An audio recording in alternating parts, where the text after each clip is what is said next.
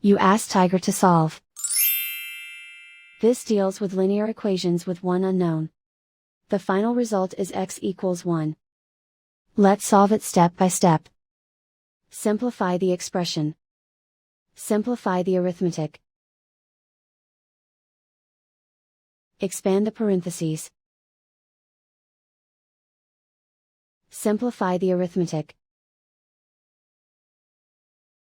Swap sides.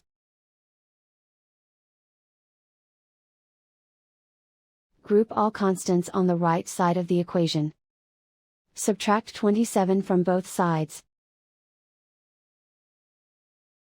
Simplify the arithmetic.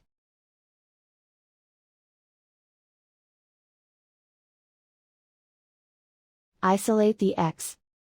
Divide both sides by -3. Cancel out the negatives. Simplify the fraction. Cancel out the negatives.